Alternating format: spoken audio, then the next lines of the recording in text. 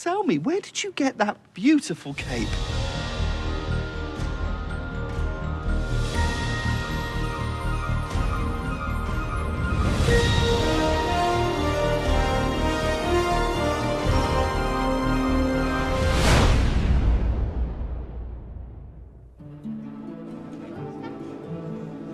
Colleen Atwood is a magnificent designer and amazing artist, and we've worked together many, many times as well. And she understands coming from a different angle for things. And she knew that we were working with so many different kinds of characters and that they all had to sort of crisscross, but I really didn't want sort of a uniform look. Because it's a fantasy world, Colleen Atwood really got to play with the costumes. She chose a time period for each character to exist in, so everything just felt a bit off.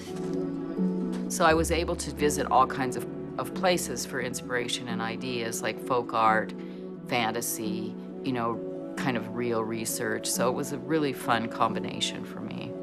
Milky White must be taken to market. Mother, no, he's the best cow in the world. Was. Jack and Jack's mother, sort of turn of the century, sort of poverty, kind of rural people. Cinderella and Cinderella's prince are sort of a romantic, kind of almost nouveau sort of period. Good day, young lady. And what might be in your basket? Johnny Depp really loved Tex Avery, a cartoonist and animator. And Tex Avery did Bugs Bunny and Daffy Duck, but he also created this wolf in the zoot suit that we all know. And Johnny loves that wolf, and he said, I would love to play it in a zoot suit. Hello, little girl. What's your rush? You're missing all the flowers. So I sort of set the wolf within the sort of parameters of the late 30s kind of fairy tale illustrations.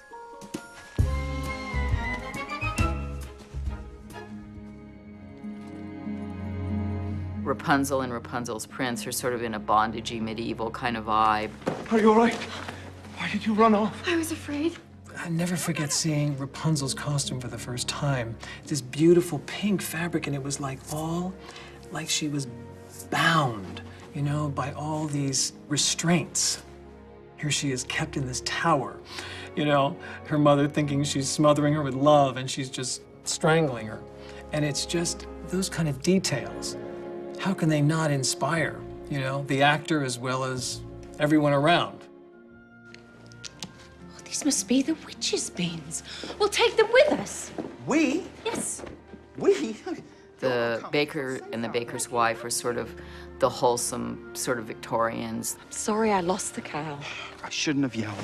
We very much wanted the baker's wife not to look too put together. You know, we wanted it to seem like she'd made her clothes out of whatever she could find, whether it's the curtains or a rug or a piece of material she found in the street. And the colors were very rich. We wanted to go with kind of reds and jewel tones and something that would look great against the woods. And Colleen Atwood, she was masterful at not only creating beautiful costumes, but at hiding the fact that I was pregnant during the shoot. Colleen was administering probably the largest shop I've ever seen on a film of seamstresses and tailors. I really wanted the woods to be part of the themes in the costumes, so I used the texture of wood for all the different costumes. So Meryl's costume's actually made with little tiny pieces of leather that are stitched onto a chiffon back, and then that is mounted on top of and combined with a leather that I found that was sort of like cracked bark that I cut into pieces and mounted onto net so it could move for the movement she had to have. And so it wouldn't go into just a huge black blob in the middle of the woods. I put a silver underslip underneath to catch the light. But when you work with an actress like Meryl Streep, you collaborate on what she's actually going to be doing in the costume, what her movement is, because that's part of her character. And early on, Meryl knew that as the witch, she was going to be crouched down and have this stance, almost like a spider's stance that she was moving in. So I had to make sure that the costume kind of worked for her, for the kind of movement she had to do. The work is so imaginative and free and gesturally dramatic and beautifully thought out and beautifully made. You wish to have the curse reversed? I'll need a certain potion first. Peter King designed the hair and the look of the characters, which was wonderful, and he knows how to work specifically for actors, make them feel comfortable, and he has such taste. You know, it's one of the most important things when you're doing hair and creating a design, that it feels true. We wanted to make them look like they were in a fairy tale in one way, but to also keep them sort of looking modern. And you don't want to, with a piece like this, you don't want to alienate your audience too much. So a lot of the hair is sort of very modern, really. I mean, it's not what you call period. I mean, stepmother and the stepsisters are different. They're completely crazy. But we can be with them because they're quite sort of ridiculous as characters, so it's great. We can have fun with them.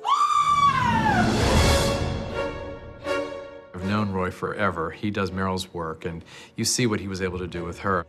Roy Helland, who's my hair and makeup designer, he's amazing, and he's created two very distinct looks for the witch and the witch transformed.